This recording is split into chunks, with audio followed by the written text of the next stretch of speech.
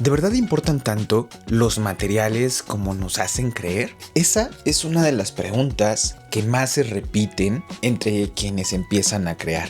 Como si especialmente el trazo dependiera del costo del pincel o la idea del gramaje del papel. Y bueno, la verdad es que la industria del arte ha sabido vender muy bien esta narrativa. Como sin cierta marca, sin cierto papel, sin cierto set de óleos o paquete de lápices, no estás listo para crear. Pero la realidad en el estudio es totalmente diferente. Durante años he probado de todos los materiales. Pinceles caros, medios y baratos, papeles de algodón importados o blocs económicos de dibujo, hasta hojas blancas comunes, lápices de marca Super Pro y lápices de papelería. Y con el tiempo entendí algo incómodo para el mercado, pero muy liberador para los artistas. La idea no nace del material.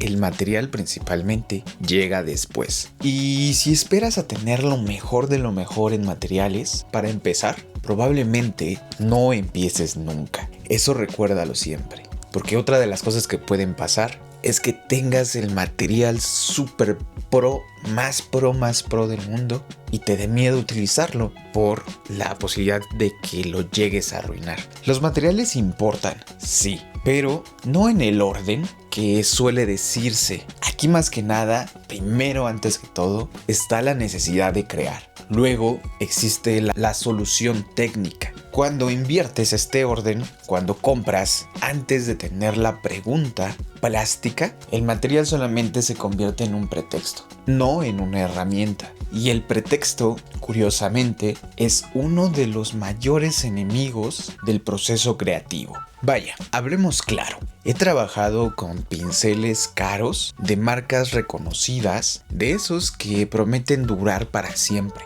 para una infinidad de obras, ya sea en acuarela o óleo. Pero también he trabajado con pinceles muy económicos, de esos que venden en el Mercado Libre, hasta en algunas ferreterías, o vaya, marcas genéricas. Y la diferencia que te dan regularmente es que el caro va a durar muchísimo, que va a mantener su forma y que es más preciso. Y en el otro lado, que el barato se abre antes, pierde pelo y exige como un mayor control. Pero, diciéndote la verdad, a mí los dos me han durado lo mismo. En ocasiones, hasta los baratos me han durado más. Y aquí entra cómo es que cuidas tus materiales, tus herramientas, tus utensilios. Pero en ocasiones la versión más práctica es que una pintura no es mejor porque se está haciendo con pinceles mejores o más caros. Más bien, en muchas de esas ocasiones la pintura falla por una idea errónea. Aquí lo que cambia es la manera de entender tus materiales, tu paciencia y tu manera de crear, no tu posibilidad por hacerlo. De hecho, muchas de las veces sigo eligiendo pinceles baratos, justamente porque no me da miedo utilizarlos o echarlos a perder, gastarlos, forzarlos y equivocarme. Y es que de alguna manera, por ser baratos, no existe un respeto sagrado por el objeto. Y hay más una libertad de uso. Y esa libertad, para muchos procesos, es infinitamente más poderosa que una perfección costosa. O básicamente el miedo a dañar una herramienta que te costó mucho. Eso, claramente, puede frenar de alguna manera la manera en que creas. Claro, que sea barato no implica que no lo vas a cuidar. Implica más que nada, o así lo veo, que vas a sacar todo el jugo de ese pincel. En los lápices pasa algo similar. Claro que un set profesional tiene un mayor rango de durezas, en ocasiones un mejor grafito o una mejor estabilidad, pero un lápiz HB bien usado sigue siendo capaz de construir un super dibujo, una obra pulcra. Porque vaya, aquí entra también lo que les he estado diciendo, la manera de presentar tu trabajo, el cómo es que lo piensas y todo eso no te lo da un simple material. Aquí el error más común es creer que un mal resultado se debe principalmente al lápiz, cuando muchas veces se debe más que nada a la observación o a la manera de aplicarlo, a la proporción o en ocasiones hasta a la prisa. Aquí el material no corrige la mirada. El papel creo que es el lugar en donde más mitos sobre estos hay. Que si no son de algodón, que si no es importado no es profesional. Aquí la realidad es más matizada. Sí,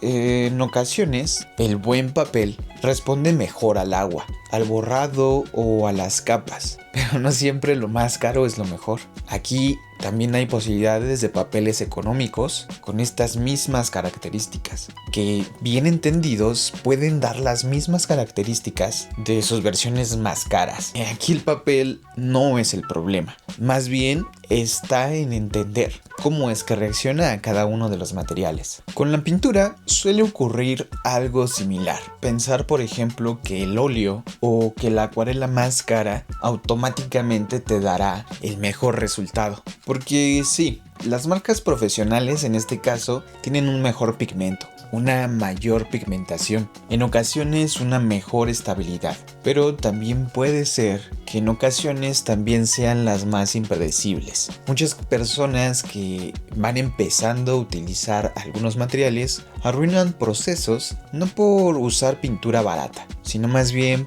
por no saber controlar la pintura. Aquí lo que yo te recomiendo principalmente es ir escalando desde el más barato hasta el más caro y después decidir cuál es el pigmento que a ti más te gusta. Porque creo que sí, en los pigmentos en especial entra más la forma de elección personal que el costo del material. Un error muy común es gastar todo el presupuesto que tienes en material en una sola cosa, en el mejor set de pinceles, la pintura más cara o el block más fino, y luego no tener dinero para producir de una forma constante. La práctica real en este caso necesita repetición, volumen y la posibilidad de fallar sin culpa, porque en ocasiones más vale producir 20 pruebas con un material modesto a una obra sola con un material de lujo, que en ocasiones no te deja experimentar. Ahora,